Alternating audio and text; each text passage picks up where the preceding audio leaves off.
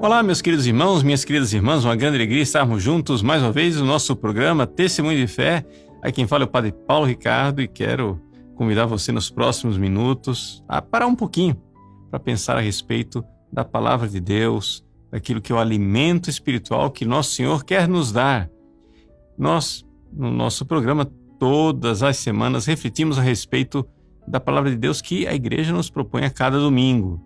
E esse domingo é o 22º domingo do tempo comum. O evangelho desse domingo é tirado do Evangelho de São Marcos, capítulo 7. Né? E neste capítulo, Jesus entra um pouco em conflito com os fariseus. Né? Deixa eu explicar aqui, antes de falar do evangelho propriamente dito, qual é a realidade, né, que Deus fez antes da vinda de nosso Senhor Jesus Cristo. Veja, quando o homem pecou, Adão e Eva pecaram, começou ali, no ser humano, uma grande desordem. Então, em que é que consiste a nossa desordem? Por que é que nós, manchados pelo pecado original, somos desordenados? Aquilo que Adão e Eva tinham lá no paraíso era o seguinte: Deus falava com eles, né? E esta luz que vinha de Deus iluminava a inteligência deles, através da fé. Essa inteligência iluminada mandava na vontade, porque é lá na vontade que a gente ama as coisas, né? Então, eles primeiro conheciam Deus que queria ser amado, né? E então, essa luz do conhecimento da pessoa amada iluminava o coração. E o coração dizia, é isso que eu quero amar Deus. E essa vontade, então, é que ordenava todo o resto. Ordenava todas as coisas que Adão e Eva tinham. A imaginação, a memória, os sentimentos, né? A concupiscência, a ira, tudo isso era ordenado. Então, olha só que beleza que era a ordem. Isto era o paraíso. O paraíso era o quê?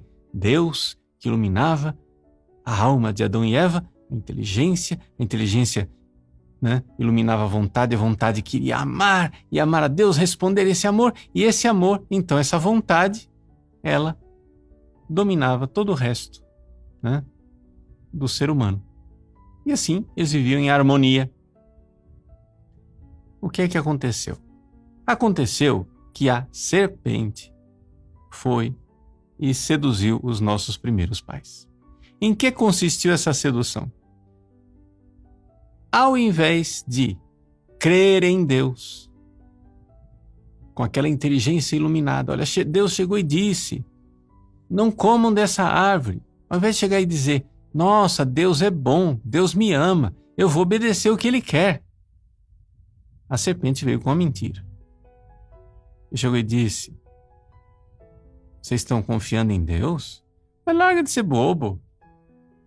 Deus está enganando vocês, Ele não quer que vocês sejam deuses igual a Ele. Desobedeçam, vai lá, come da árvore que vocês vão ser igual a Deus, sereis como deuses. Ora, o que aconteceu? Adão e Eva, ao invés de ter fé em Deus, creram na mentira da serpente. E então, aplicaram a sua vontade, que deveria amar a Deus, uma coisa proibida. Uma coisa que fazia mal, uma coisa que era venenosa. Pronto, aí esculhambou tudo. Aí virou uma confusão. Dali para frente, né? Nós nascemos neste estado. Todos nós herdamos essa confusão. Qual é a confusão nossa? Deixa eu explicar para você entender. Por exemplo, a sua fantasia. Você vai e imagina. Imagina o quê? Sereis como deuses. Você vai e imagina aquele produto que você quer comprar e você diz, nossa, se eu tivesse dinheiro, né? Eu ia ser feliz. Olha só, a felicidade está ali. Quer dizer, a felicidade não está em Deus. Você não está, a sua inteligência não está recebendo a luz da fé que diz: Deus é a minha felicidade. Deus, né? Se eu conhecer o amor de Deus e eu amar a Deus de volta com a minha vontade, tudo vai ser, né? Vai estar em ordem. Não. A sua fantasia vai, ao invés de você ouvir a verdade de Deus, você acredita mais na sua fantasia. Você acredita mais no marketing. Você acredita mais na sociedade. Você acredita mais no diabo, que diz: olha, se você tiver dinheiro, você vai ser feliz. Olha, se você tiver tal prazer sexual, você vai ser feliz. Olha, se você tiver tal droga, você vai ser feliz. Ah, não obedeça a Deus, não. Deus quer que você seja, sei lá, fiel à sua esposa. Deus quer que você seja um homem de fibra, uma mulher forte. Não seja nada disso. Você não precisa ser nada do que Deus quer. Aliás, você pode se revoltar e ser o que você quiser. O importante é você fazer o que você quer. Então, ao fazer isso, o que acontece? Acontece a desordem. E nós estamos completamente desordenados. E nós terminamos querendo coisas que nos fazem mal. Todo mundo vê isso. Todo mundo vê que o drogado, ele quer profundamente as drogas, mas todo mundo vê que aquilo está destruindo ele. Por quê? Porque ele não está vendo a verdade, ele não está escutando, né, a verdade que ilumina a inteligência, que propõe para a vontade o que é que a vontade precisa amar e assim por diante. Então, esta é a situação desordenada da humanidade desde Adão e Eva. Deus queria salvar o ser humano. Mas para salvar o ser humano, para salvar os seres humanos, Deus precisava primeiro preparar. Entendeu? Porque não adianta nada Deus se encarnar, Deus vir nesse mundo aqui e a humanidade não está preparada para ouvi-lo outra vez. Ia dar tudo errado outra vez. Então, lá atrás, 2000 anos antes de Cristo, Deus iluminou um homem chamado Abraão. E foi ensinando a Abraão a ter fé, ou seja, a se abrir para a luz de Deus, para fazer aquilo que Deus quer, fazer a vontade de Deus, que a vontade de Deus é coisa boa. De Abraão nasceu Isaac, de Isaac nasceu Jacó, de Jacó nasceram seus 12 filhos, dos 12 filhos saíram as 12 tribos. Então estas 12 tribos, seguindo esta fé de Abraão, receberam de Moisés leis. E para que são estas leis que Deus deu a Moisés no Antigo Testamento? Eram um recurso pedagógico que Deus usou para ir conduzindo o povo e preparar um povo bem disposto para receber o seu Filho Jesus, que viria nos trazer a redenção. Então você pega um povo todo desordenado e prefere adorar o bezerro de ouro, né? Que prefere oferecer os filhos em sacrifício aos deuses pagãos, um povo desordenado que só quer saber de divórcio, adultério, só quer saber de coisas desregradas. Deus precisava ir aos poucos, pedagogicamente ensinando a esse povo. Agora, um povo muito rude, como é que você chega e diz assim: vocês precisam purificar o coração de vocês? Não. Deus primeiro foi ensinando como que eles podiam purificar o coração, como se ensina uma criança. Então, Deus foi e começou a inspirar aqueles rituais de ablução, aqueles rituais de lavar, de purificar, né? Que está escrito aqui no Evangelho. Os fariseus e todos os judeus só comem depois de lavar bem as mãos, seguindo a tradição recebida dos antigos. Ao voltar da praça, eles não comem sem tomar banho e seguem outros costumes que receberam por tradição a maneira certa de lavar copos, jarras, vasilhas de cobre, né?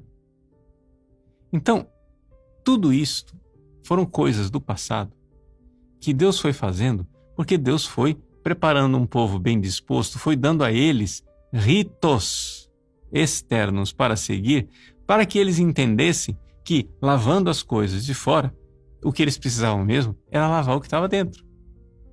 E Deus foi conduzindo pedagogicamente, deu todos os rituais lá para Moisés, que está tudo no livro do Levítico e Companhia Limitada. Deus foi amansando esse povo, como a gente ensina a criança. Como é que você ensina seu filho?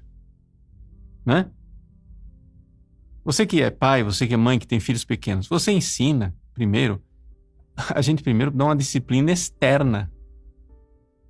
A gente chega e diz, meu filho, não faça isso que mamãe não gosta. Não faz isso que é feio. Não, é feio. Papai não gosta. Você vai dizendo para a criança qual é a lei, com pedagogia externa. Por quê? Porque a criança é muito rude, coitadinha.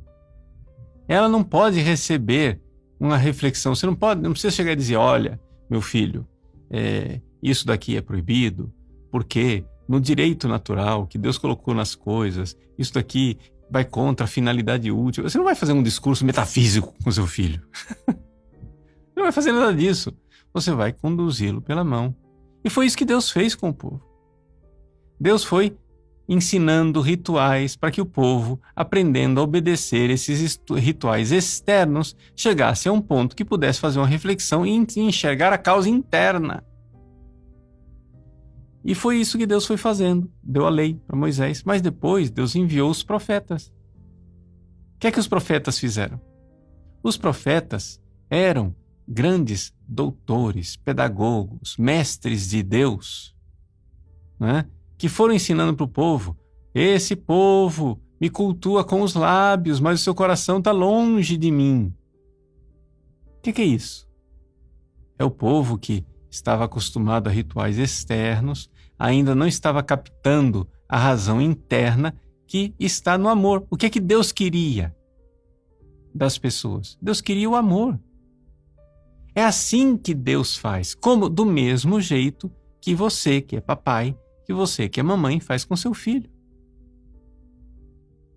Como é que você ensina o seu filho a amar você? Bom, a primeira coisa que você faz não é ensinar a amar. Você ensina a respeitar. Não é isso? Você mostra amor, você abraça seu filho, você beija seu filho. Você mostra todo o carinho, toda a atenção. Você se sacrifica pelo seu filho, mas o seu filho não é capaz de amar de volta. Mas você é capaz de exigir dele respeito. Você é capaz de chegar e dizer, assim não. Assim é feio. Assim papai não gosta. Respeita papai, respeita mamãe. Quando você ensina o seu filho a respeitar, ele vai crescer. E quando ele crescer, ele então será capaz de amar de volta com gratidão. Às vezes, o que você colhe é revolta, né, do seu filho. Vai fazer o quê? Seu filho se revolta, né, não quer saber de obedecer as leis, não quer saber de obedecer o que você está dizendo para ele. E aí, o que é que acontece? No meio dessa revolta, seu filho termina sendo o filho pródigo, né, que sai de casa. Mas não precisa ele sair de casa. Às vezes tem filho que já entende logo, entende e começa a amar de volta. Mas aqui que está o grande drama da educação, né? O grande drama da educação é que você vai educando o seu filho, vai com paciência, com carinho, aí aperta um pouquinho, depois sopra outro pouquinho, depois né, dá um carinho, depois exige, etc. E você vai até que finalmente o seu filho enxerga e ama. O que acontece é o seguinte, é que os fariseus, que eram mestres, né, os mestres da lei, perderam essa sabedoria dos profetas. Ou seja, as leis estavam lá E os profetas, que eram sábios, ensinavam para o povo a obedecer aquelas leis, que eles precisavam ir mesmo para o amor. Ou seja, não cultuar somente com os lábios, cultuar com o coração, né? Se vocês soubessem o que quer dizer que está escrito, misericórdia eu quero e não sacrifício. Ou seja, Deus quer atos internos de amor e não atos externos e meramente rituais. O que não quer dizer que os ritos não devam existir, o que não quer dizer que as leis não devam existir, mas é que a gente tem que ir no espírito dessa lei. O que é que Deus realmente está querendo nos ensinar? Ele está querendo nos ensinar o amor. Então, é por isso que Jesus entra em conflito com os fariseus e os mestres da lei nesse evangelho. Os fariseus e mestres da lei perguntam a Jesus por que é que os seus discípulos não seguem as tradições dos antigos, mas comem o pão sem lavar as mãos. E Jesus responde: bem profetizou Isaías a vosso respeito, hipócritas. O que quer dizer hipócritas? Hipocrités, né? Hipócrita é um personagem. Ou seja, é uma aparência externa, é uma máscara. Eu quero parecer por fora uma coisa que eu não sou por dentro. Jesus, né, quer nos dizer que nós devemos, aqui, no caso, os fariseus deveriam obedecer à lei, mas também não omitir o amor que estava por trás, né? Então, este povo me honra com os lábios, mas seu coração está longe de mim. É isso que diz Jesus. De nada adianta o culto que me prestam, pois as doutrinas que ensinam são preceitos humanos. Vós abandonais o mandamento de Deus para seguir as tradições dos homens. Ou seja, o que Jesus está dizendo aqui, a substância do mandamento de Deus é o amor. Aí você fica com ritualismos, porque está com preguiça de amar. Veja, os ritos externos foram feitos para ensinar o amor interno. De nada adianta aqueles ritos se você não está no caminho pedagógico de aprender finalmente a amar. Então, Jesus vai e ensina, faz aquela realidade que os profetas já tinham começado no Antigo Testamento, mas que aqui ele aprofunda, porque ele, dando o Espírito Santo, faz isso ficar mais profundo. Ele diz: escutai todos e compreendei. O que torna impuro o homem não é o que entra nele vindo de fora, mas o que sai do seu interior. Ou seja, a verdadeira transgressão, o verdadeiro pecado, está na falta de amor. É isso que torna tudo impuro. É isso que faz com que a gente faça as coisas, né, e aquilo lá seja uma grande miséria, porque a gente está fazendo sem amor. Então, aqui nosso Senhor Jesus Cristo quer nos ensinar e nós precisamos aprender. O que é que a gente deve ensinar? Agora vamos bem aplicar na sua vida. Você vai à igreja. Vamos supor que no início da sua conversão, você começou a observar os mandamentos. E fez bem, né? Pelo amor de Deus. Tem que observar mesmo os 10 mandamentos. Porque os 10 mandamentos não foram abolidos. Eles estão lá porque eles estão escritos na própria natureza das coisas. Então você não pode cometer pecados mortais. Aí você parou de cometer os pecados mortais, ou pelo menos está cometendo mais raramente, etc. Vai à missa no domingo, cumpre os preceitos, né? Reza o terço todos os dias, confessa, comunga, etc, etc. Mas vamos supor que você, depois que teve essa fase de conversão, essa fase de, né, mais devoção inicial, de repente você esquece qual é a razão disso tudo. E começa a transformar o cristianismo num moralismo. O que é o moralismo? Moralismo é quando você esquece do amor que está por trás do preceito. Quando você, eu preciso ir à missa no domingo. Por quê? Porque é obrigado. Porque senão eu cometo pecado mortal. Gente, você deve ir à missa no domingo. E se você não for, é pecado mortal de verdade. Mas a razão de ser desse preceito é que você tenha uma ocasião de amar a Deus, de buscar Deus com sinceridade, não simplesmente porque está obrigado, né? Deixa eu fazer uma comparação para você entender, né? O preceito diz: não cometerás adultério. Você, que é marido, que é esposa, você não vai olhar para outras mulheres, para outros homens. Você não vai cometer adultério. Mas se eu perguntar para você, mas por que é que você não comete adultério? E você diz: porque é pecado, né?